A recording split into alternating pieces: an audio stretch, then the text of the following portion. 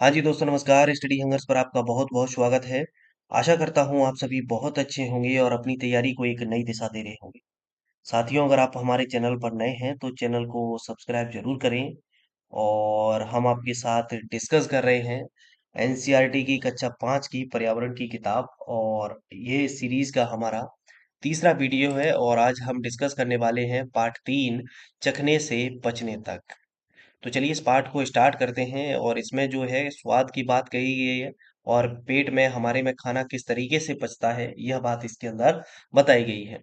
तो यहाँ पर क्या है कि झुम्पा रसोई में गई और माँ से लिपट कर बोली, माँ मैं नहीं खाऊंगी कड़वे करेले, मुझे तो तुम गुड़ रोटी ही दे दो। माँ ने हंसते हुए कहा, कितना मीठा खाओगी, सुबह भी तो तुमने चीनी वाली रोटी खाई थी। तुम बोर नहीं होती एक ही तरह के स्वाद की चीजें खाकर? झूलन ने झुम्पा को चिढ़ाते हुए कहा। झुम्पा तपाक से बोली, तुम बोर होती तो क्या इमली चाटते चाटते? जरूर नाम सुनते ही तुम्हारे मुंह में पानी आ गया होगा। झूलन बोली, मैं मीठा भी खाती हूँ नमकीन भी। हाँ, खट्टी इमली मुझे बहुत ही पसंद है, पर मैं करेला भी खा लेती हूँ। यह कहकर झूलन ने माँ को देखा और दोनों जोर से हर हंस पड़ी। यहाँ पर क्या है कि देखिए ये एक मतलब फिर खेल खेला जाता है और एक बच्ची से मतलब एक बच्ची की आंखों पे पट्टी बांध दी जाती है और उससे कहा जाता है कि अब तुम स्वाद को पहचानो, कि हम तुम्हें कुछ खिलाएंगे, ठीक है। तो यहाँ पर उसको खट्टा नींबू खिलाया जाता है तो वो तुरंत बता देती है कि ये कुछ खट्टी चीज है। फिर उसे गुड़ की डली खिलाई जाती है, ठीक है। तो वहां पर वो उसे मतलब बता देती है कुछ मीठा तो है लेकिन क्या है यह नहीं पता, ठीक है। फिर उसे तली हुई मछली खिलाई जाती है। तो यहाँ पर क्या है कि अलग अलग तरीके से उसे अलग अलग स्वाद की चीजें खिलाई जाती हैं। तो किसी चीज को वो सूंघ कर उसकी खुशबू से देख लेती है, खुशबू से बता देती है, ठीक है। और यहाँ पर देखिए ये बात हो रही है, क्या तुम्हारे घर पर किसी ने तुम्हें नाक बंद करके दवाई पीने को कहा है? वे ऐसा क्यों कहते होंगे? तो यहाँ पर क्या है कि ये बात हो रही है, तो नाक बंद इसलिए कर दी जाती है कि उसकी जो स्मेल है वो बच्चे को ना आए और बच्चा दवाई को खा ले, ठीक है। आंख बंद करके स्वाद पहचानो। अब अलग अलग चीजों के यहाँ पर स्वाद पहचानने के लिए बताया गया है कि जीभ के हमारे जो हिस्से हैं, कौन से हिस्से से मतलब स्वाद का पता चलता है। तो देखिए अगर हम बात करें जीभ का, हमारा जो स्टार्टिंग का हिस्सा होता है, अगला हिस्सा, यहाँ पर ये जो स्वाद की कलिकाएं होती हैं ये मीठे हिस्से को बताती हैं, ठीक है। और इससे थोड़ा सा ऊपर आगे बढ़ते हैं तो यहाँ से पता चलता है स्वाद का नमकीन, ये कोई चीज नमकीन है उसका। और थोड़ा ऊपर जाएंगे तो इससे पता चलता है कि खट्टा है। और सबसे अंतिम जो कलिकाएं होती हैं वो कड़वा स्वाद को बताती हैं, ठीक है। तो याद रखें जीभ में इस तरीके से, इस शुरुआत में होगा मीठा, मीठा के बाद फिर आएगा नमकीन और नमकीन के बाद फिर खट्टा और खट्टा के बाद लास्ट में है कड़वा, ठीक है। तो ये स्वाद को पहचानने की अलग अलग हमारी स्वाद कलिकाएं होती हैं जीभ में, जो किसी भी चीज को पहचानती हैं। चलिए यहाँ पर एक शिक्षक संकेत दिया है, इसको पढ़ते हैं। आंख बंद करके स्वाद पहचानो में बच्चों को खाने की चीजें एक ही तरीके से जैसे पीस कर खिलाने से चीजें आसानी से पहचानी नहीं जाएंगी। बच्चों को अलग अलग खाने की चीजों के स्वाद बताने और नए शब्द ढूंढने के लिए प्रोत्साहित करें। अलग अलग स्वादों के मेल जैसे खट्टा मीठा, तीखा चटपटा पर चर्चा करने से बच्चे खाने में इतनी विविधता को समझ पाएंगे। तो हमें बच्चों को क्या है कि क्लास में पूछना है, अलग अलग चीजों के टेस्ट के बारे में पूछना है। तो बच्चे बताएंगे कि हाँ ये चीज खट्टी मीठी है, ये चीज चटपटी है, ये चीज मतलब एकदम खट्टी खट्टी है केवल। तो अलग अलग स्वाद के हमें बच्चों के मतलब चीजों को जानना है। बच्चों के खुद से हमें कोशिश करनी है कि बच्चे अपने अनुभवों को हमसे बताएं, ठीक है। चलिए यहाँ पर देखिए यही जीव की बात हो रही है और आगे बढ़ते हैं कि मुमकिन है कि बच्चे बिल्कुल ठीक जगह ना बता पाएं कि जीव के कौन से हिस्से पर कौन सा स्वाद पता चलता है, ठीक है। तो यहाँ पर ऐसी कई चीजें आपको देखने को मिलेंगी कि जाएगा कि कई चीजें ऐसी हैं जो बच्चे उस चीज को ना तो बेहतर तरीके से बता पा रहे हैं ना उस चीज को बेहतर तरीके से समझ पा रहे हैं। क्यों? क्योंकि यहाँ पर बात हो रही है कक्षा 5 की, ठीक है। लेकिन आपको उस चीज के बारे में पता होना चाहिए। चलिए शिक्षक संकेत फिर है। बच्चों को अपने शरीर में खाने के रास्ते का चित्र बनाकर दिखाने का उद्देश्य उन्हें पाचन तंत्र बताना नहीं है। यहाँ पर देखिए अगले पेज पर हम देखेंगे कि एक बच्चे का मतलब जो पाचन तंत्र है वो उसमें चित्र का किस तरीके से बनाया जाए। तो कोशिश करें कि बच्चे अपने खुद के विचार बताएं, वह उनका चित्र बनाएं। बच्चों की कल्पना शक्ति को प्रोत्साहित करें, जिससे उन्हें ज्ञान सृजन के मौके मिलेंगे। उन्हें एक दूसरे के चित्र देखकर उन पर चर्चा करने के लिए भी प्रोत्साहित करें। यहाँ पर जैसे ये चित्र दिया है तो हम बच्चे से कहें कि बेटा खाना किस तरीके से पचता है, हमारे मुंह से खाना जाता है और पेट में कैसे खाना जाता है, ये पूरा चित्र यहाँ पर आपको ड्रॉ करना है। तो ठीक है, कोई बच्चा किसी तरीके से करेगा, कोई बच्चा किसी तरीके से करेगा। तो अलग अलग बच्चों के चित्रों को देखेंगे और बच्चे एक दूसरे के साथ में इन चीजों को सीखेंगे। ठीक है। क्या तुमने किसी को कहते हुए सुना है, मेरे पेट में चूहे कूद रहे हैं? तुम्हें क्या लगता है, भूख लगने पर सचमुच पेट में चूहे कूदते हैं? तुम्हें कैसे पता चलता है कि तुम्हें भूख लगी है? सोचो, अगर तुम 2 दिन तक कुछ भी ना खाओ तो क्या होगा? क्या तुम 2 दिन तक पानी के बिना रह सकते हो? सोचो, जो पानी हम पीते हैं वह कहाँ जाता होगा? तो ये तमाम प्रकार के क्वेश्चन मार्क वाले क्वेश्चन हम बच्चों से पूछेंगे। बच्चे अलग अलग तरह के भिन्न भिन्न तरह के जवाब देंगे। उन जवाबों को हम जानेंगे और बच्चे भी जब जवाब दे रहे होते हैं एक दूसरे से काफी कुछ सीख रहे होते हैं। तो और उस चीज को फिर थोड़ा सा हम और अगर बच्चों को नहीं पता है तो उस चीज को और अच्छे से हम उनके लिए स्पष्ट करेंगे। अब यहाँ पर देखिए चित्र में बताया है कि एक बच्ची कह रही है कि भूख लगती है, तो भूख से तो मेरे सिर में दर्द हो जाता है। ये लड़का कह रहा है कि जब भूख लगती है तो मुझे तो गुस्सा आता है। एक छोटा सा बच्चा यहाँ पर देखिए दुखी बैठा है। तो वो कह रहा है कि जब मैं भूखा होता हूँ तो थका थका महसूस करता हूँ। लड़की कह रही है कि जब मेरी बहन को भूख लगती है तो वो रोती है। और यहाँ पर ये डॉगी है, वो कह रहा है कि मुझे भूख लगती है तो मैं भी रोता हूँ। ठीक है। यहाँ पर ये अलग अलग एक्सप्रेशंस बताए गए हैं बच्चों के लिए। अभी एक छोटी सी स्टोरी फिर है इसमें। नीतू को चढ़ाया गया ग्लूकोज। एक बार क्या है कि ये नीतू जो है वो पूरा दिन भर इसको उल्टी होती रहती है, कुछ भी खाती पीती है तो इसको दस्त लग जाते हैं। ठीक है, तो ये इसके पिताजी इसको नमक और चीनी का घोल पी कर मतलब घोल कर पीने के लिए कहते हैं। और शाम को उसको डॉक्टर के पास ले जाते हैं। तो डॉक्टर के पास ले जाते हैं, डॉक्टर उसको ग्लूकोज चढ़ाती हैं।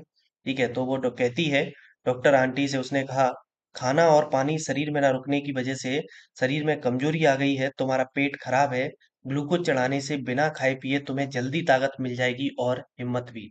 तो ये बच्ची है, डॉक्टर आंटी से पूछती है कि मुझे मतलब ये ग्लूकोज क्यों चढ़ाया जा रहा है? तो वो बताती हैं कि तुम्हारे शरीर में वीकनेस आ गई है और ये ग्लूकोज हम तुम्हें चढ़ाएंगे तो इससे तुम्हें एनर्जी मिलेगी। ठीक है। चलिए, ग्लूकोज शुगर के रूप में हमारे शरीर को कैसे ताकत देता है, यह बात बच्चों के लिए अमूर्त है। इस उम्र के बच्चों से यह अपेक्षा नहीं की जा सकती कि वे यह संबंध समझ पाए। समझ रहे हो ना बात को? क्योंकि कक्षा 5 की बात हो रही है और ये चीज कैसी है, अमूर्त है, मतलब एक अलग लेवल की बात हो रही है यहाँ पर। तो बच्चे अभी नहीं समझ पाएंगे कि ग्लूकोज शुगर के रूप में हमारे शरीर को कैसे ताकत देता है। तो हम बच्चों से कह सकते हैं कि ग्लूकोज हमारे शरीर को एनर्जी देता है। कभी कभी आप जब खेलते हो या गर्मियों के दिनों में आपको मोस्टली कहा जाता है कि ग्लूकोज पीते रहो, तो हमारी शरीर में जो पानी की मात्रा है वो पर्याप्त मात्रा में बनी रहे और डिहाइड्रेशन ना हो। चलिए, यहाँ पर एक स्टोरी फिर दी है, कहानी खिड़की वाले पेट की। तो इसको हम पढ़ते हैं, ये पूरी एक कहानी है और आगे इसका मेन क्या है उद्देश्य। तुमने कविता में जिस फौजी के बारे में पढ़ा वह सन 1822 में 18 साल का था और वह तंदुरुस्त था। जब वह गोली से जख्मी हुआ तो उसे डॉक्टर बोमंट के पास ले जाया गया। डॉक्टर ने मार्टिन की अच्छी तरह से मरहम पट्टी की। धीरे धीरे उसका जख्म ठीक होने लगा पर पेट का छेद नहीं भरा। लगभग 1.5 साल के बाद डॉक्टरों ने देखा कि मार्टिन के पेट में एक अद्भुत खिड़की सी बन गई है। पेट की चमड़ी ने बढ़कर छेद को ढक तो लिया था, ठीक उस तरह जैसे एक फुटबॉल का वॉशर होता है। यानी चमड़ी की एक तह के ऊपर एक और सी तह बन गई थी। निचली तह को दबाने पर छेद में से पेट में झांका जा सकता था। छेद में ट्यूब डालकर पेट का खाने भी बाहर निकाला जा सकता था। अब क्या था, डॉक्टर बोमांट को मार्टिन का यह अजूबा पेट क्या मिल गया, मानो एक खजाना मिल गया। सोच सकते हो कितना समय लगाया होगा उन्होंने इस पेट के साथ प्रयोग करने में? 9 साल। इन 9 सालों में मार्टिन कुछ काम भी करते रहे और उनकी शादी भी हुई। उस समय तक वैज्ञानिकों को यह मालूम था कि पेट में पाचन की क्रिया होती है। कैसे है? पेट में जो पाचक रस होते हैं उनका क्या काम होता है? क्या वे पाचन में मदद करते हैं या केवल भोजन को तरल बनाने के लिए ही होते हैं? पहले तो उन्होंने यह देखना चाहा कि यदि पेट के पाचक रस को बाहर एक गिलास में निकाल लिया जाए और खाने की कोई चीज डुबाकर उसमें रख दी जाए तो क्या वह पड़ी पड़ी पच जाएगी। इसके लिए उन्होंने एक प्रयोग किया। एक ट्यूब से पेट में से कुछ पाचक रस निकाल लिया। फिर 10 मिलीलीटर पाचक रस में एक उबली हुई मछली के 20 बारीक टुकड़े डालकर सुबह 8 बजे रख दिए। इस गिलास को उतने ही तापमान में रखा जितना आमतौर पर हमारे पेट के अंदर होता है, लगभग 30 डिग्री सेंटीग्रेड।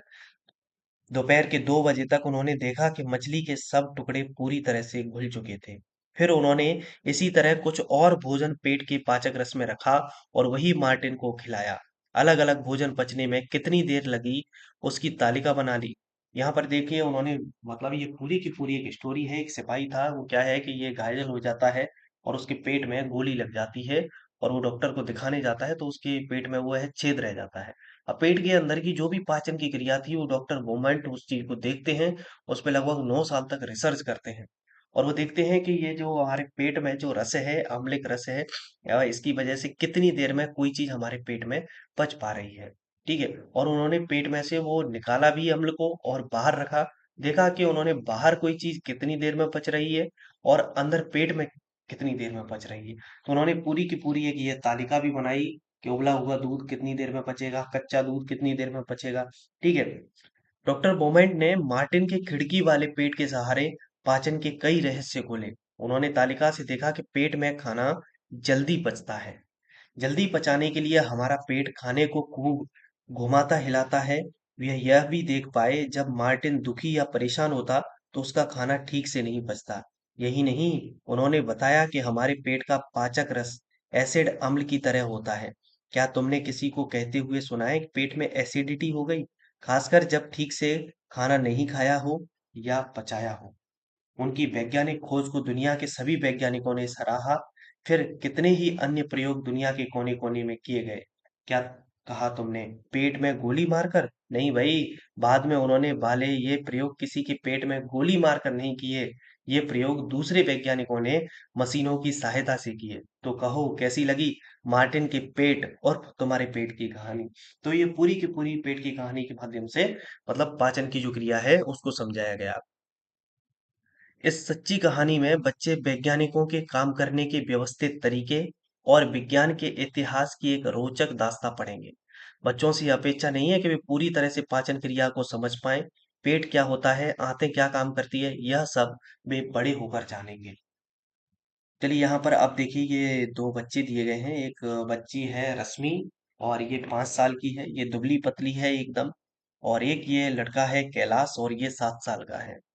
अब यहाँ पर देखिए दोनों के खाने के बारे में बताया गया है और इनके शरीर के बारे में बताया गया है। 3 साल की लगती है जो रश्मि, 5 साल की है, वो 3 साल की लगती है। हाथ पैर पतले और पेट फूला हुआ है। अक्सर बीमार रहती है। थकान के कारण बहुत बार स्कूल भी नहीं जा पाती, खेलने की ताकत भी नहीं होती। खाना क्या खाती है? पूरे दिन में थोड़े से चावल या एक आध रोटी भी मिली तो समझो उस दिन बहुत मिल गया। मतलब इसको पूरा खाना नहीं मिलता है।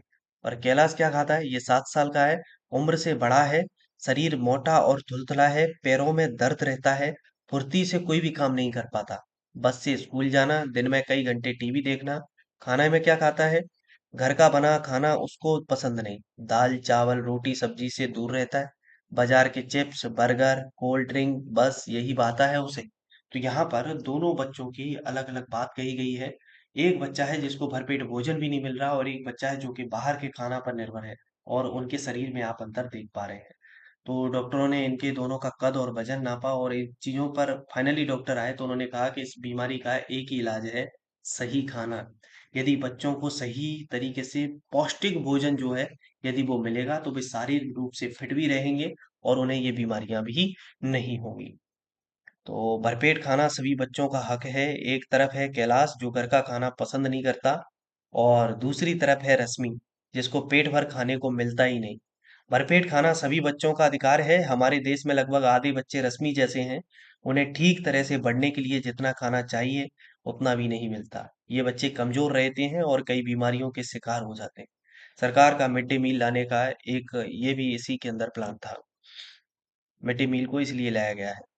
अब यहाँ पर एक स्टोरी और दी है ओडिशा के कालाहांडी जिले के बारे में। इसको हम और पढ़ लेते हैं। ठीक है, ओडिशा का कालाहांडी जिला। 30 साल की गोमती किसी बड़े किसान के खेत में मजदूरी करती हैं। इस मेहनत की उसे बहुत कम मजदूरी मिलती है। इन पैसों से वह पेट भर अनाज भी नहीं खरीद पाती। कई महीने तक तो उसे काम भी नहीं मिलता। फिर जंगल के पेड़ों की पत्तियां या जड़ें खाकर काम चलाना पड़ता है। इसी के कारण अब गोमती के बच्चे बीमार पड़े हैं। गोमती का पति भी कुछ साल पहले भूख के कारण ही गुजर गया। एक तरफ तो काला हांडी में सबसे अधिक चावल पैदा किया जाता है और दूसरे राज्यों में बेचा जाता है। दूसरी तरफ काला हांडी के कई गरीब मजदूरों की हालत गोमती जैसी है। कई बार तो यह धान गोदामों में पड़ा पड़ा सड़ भी जाता है। फिर ऐसी जगह लोग भुखमरी का शिकार क्यों हो रहे हैं? ठीक है, तो यहाँ पर खाने की बात हुई है कि हर व्यक्ति को पर्याप्त मात्रा में खाना भी नहीं मिल पा रहा है। ठीक है, इस चैप्टर में इतनी ही चीजें थी। एक दो पॉइंट आपको यहाँ से इम्पोर्टेंट जरूर लगे। ज्यादा कुछ खास नहीं था, बेसिक बात इस चैप्टर के अंदर हुई है। चलिए फिर मिलेंगे अगली वीडियो में। जब तक आप सभी अपना ख्याल रखिए। जय हिंद, जय भारत।